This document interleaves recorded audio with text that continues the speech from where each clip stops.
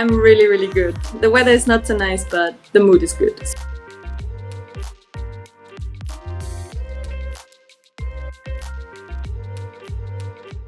I'm Maria. I am from Austria, so I work and live in Salzburg, and I'm an osteopath to be, long-time physiotherapist. I was working with water sport athletes for Red Bull for a long time, for 6 years, and started then traveling to dedicate a little bit a year for my water sport. So I am fully into kite surfing, especially strapless in the wave, and started, I think, 2 years ago, with kite foiling, where I got quite hooked to do that, because when I came back here in Austria, we mostly have the light winds, and with a kite here, yeah, so I could have some water time.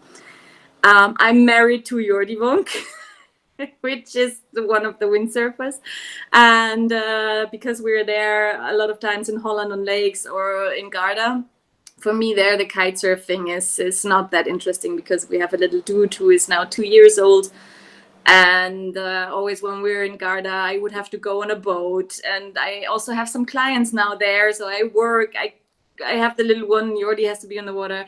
So for me, it's not like, okay, I jump on the water and have some fun and come back. No, it's like going on the boat and being there for 4 or 5 hours. And yeah, that's just not possible. So I'm standing always on the side, the wind, the water in front of me, and I couldn't do anything. So the mood was not good. So I decided this year to start also the wing foil. Like on Tenerife, I tried last year 2 times, and I opened up fully my knees because I was smart enough to go on a shorty, and these pads are quite rough, and when you're fully beginner, I was thinking, oh, I can kite foil. I will stand in a minute, but I didn't.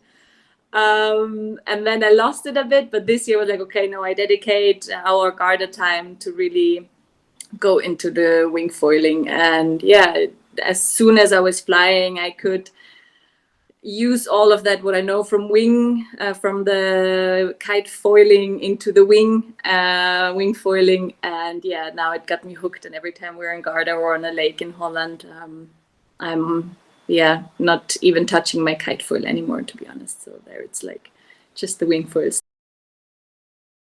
Like when I fully started, I had the Fanatic one with a very, very big front wing, so, and a 5/4 board, so which was, I heard, then kind of small for somebody to learn it the first time.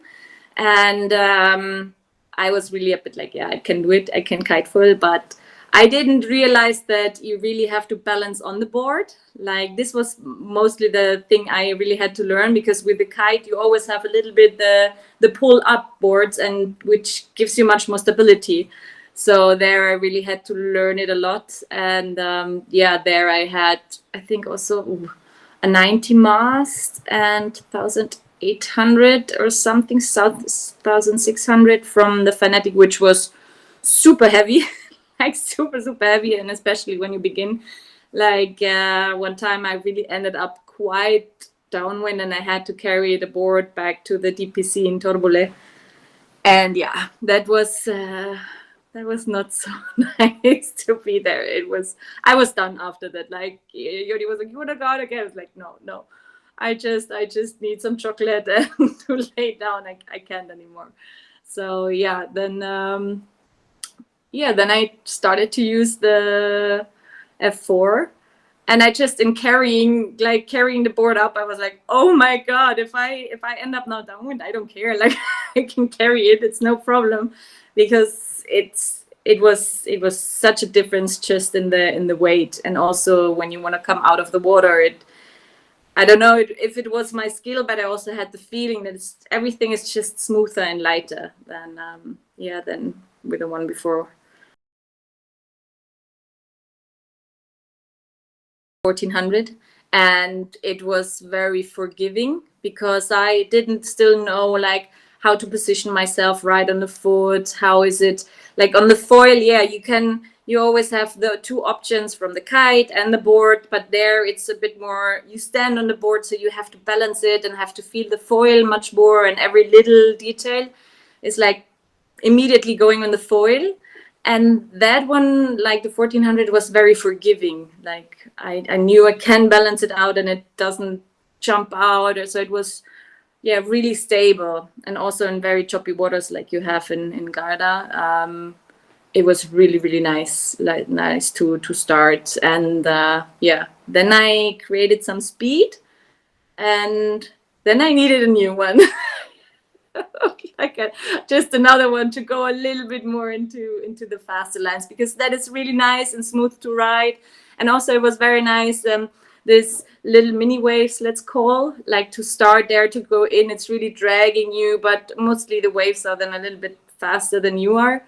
So yeah, but I really, really enjoyed it because it was very forgiving for a beginner like me. Yes. And then it was like when I started like to really be able to speed.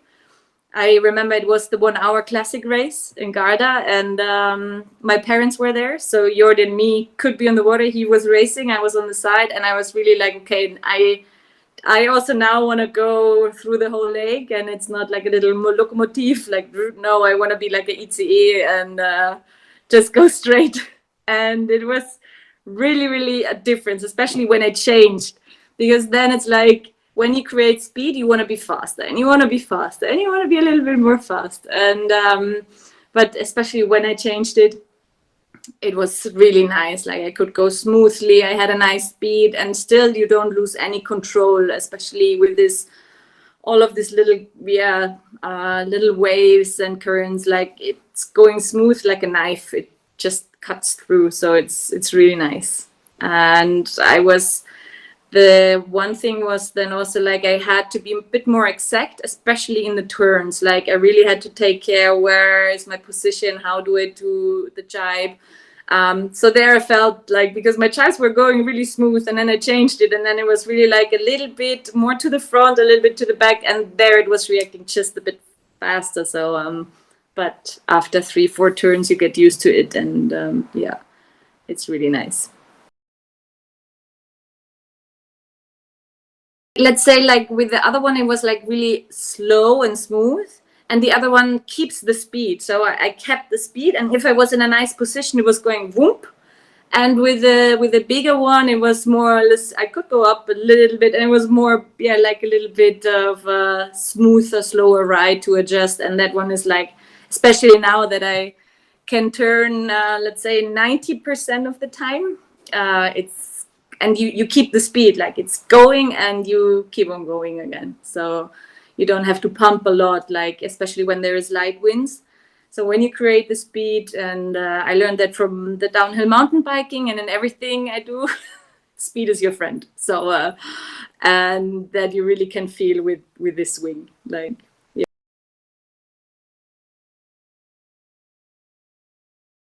I just went with a carbon mast, but like with the Fanatic one, I had the aluminium, and I don't know whether, like, I'm really not a very experienced one, but just I always had, like, I don't know, I had the feeling that the F4 foil is much more stiff. Like I'm really nice on top.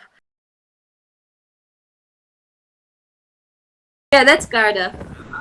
And and I was actually like there, I was out in the evening, and as you can see, there is mostly no wind.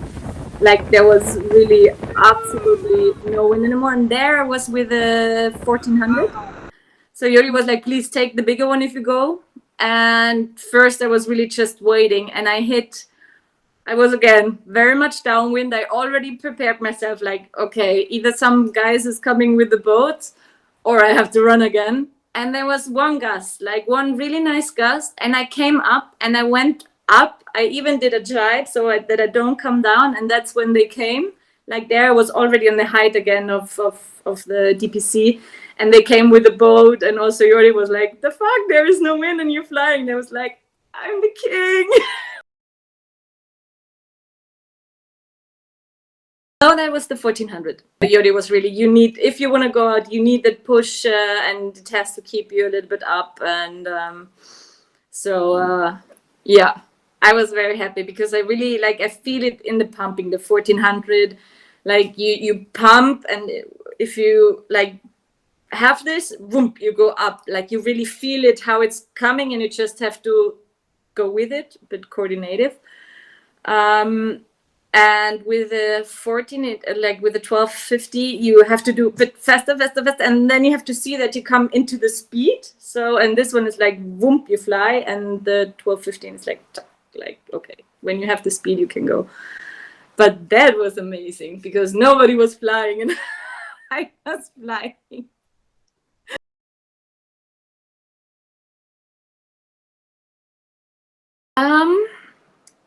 Be patient. Like everyone, I remember, like, because a lot here in that area around Salzburg, they also started with the wingy thingy, we call it nicely. And they were all, oh, it's so easy, it's so easy, it's so easy. Oh, you will stand in a bit. And I was like, if I can kite for us, please. And I was kneeling there on this foil and on this board, and I was just like, the F. And you have to be patient. Take a big board, a big front wing, like just which is dragging you, which is slow, not too fast, so you really can adjust to movements, which brings you up light, so slightly, but you have to be stable. Take a big wing that you really can take it, and that you get the feeling of lifting up, because I at the beginning always really small wings or a too big wing, and yeah, and be patient and step by step, and maybe even have a little bit of advice from others, so that makes it just faster. But keep on going also because first you just learn then to balance everything on this little board, and then it lifts you up the first time and you just crash and just crash. This I luckily hadn't, but I had it in the kite foiling, where it just come up and you feel like you're 2 meters off the water and it's just a half, or like just this. So yeah, big stuff is the best, I would say. So don't listen to others if they say it's easy. It's super easy when you can do it, but you have to train and to learn.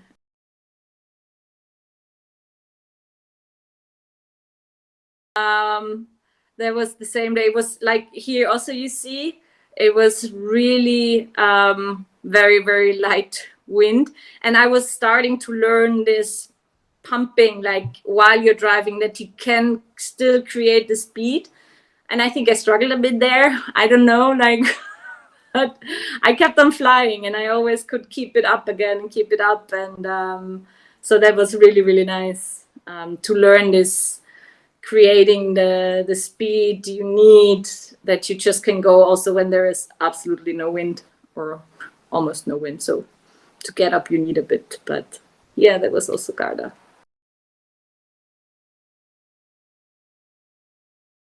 Always have until now I have one rear. I think if I get to know the different feelings with the front ones, like really that I know exactly, I think then I can start to go further. Now I'm also a bit like, okay, where shall my must be, where it's the best on the board for me, in which condition.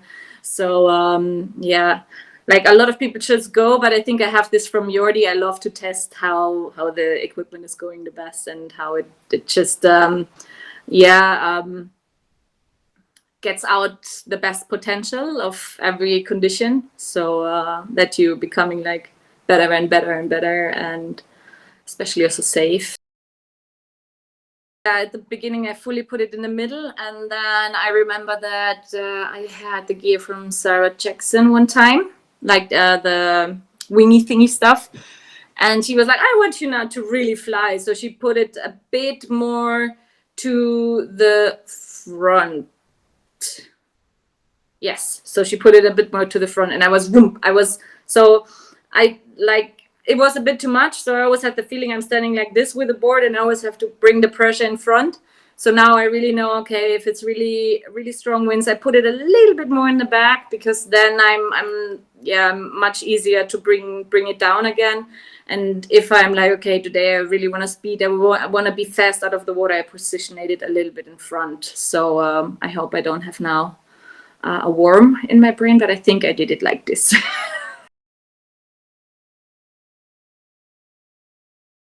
At the moment, I'm going with the neutral. Like you already, I remember at my kite foil, he was mentioning something that I should use it, but now that I'm more into the wing foiling than kite foiling at the moment, not yet, but let's see.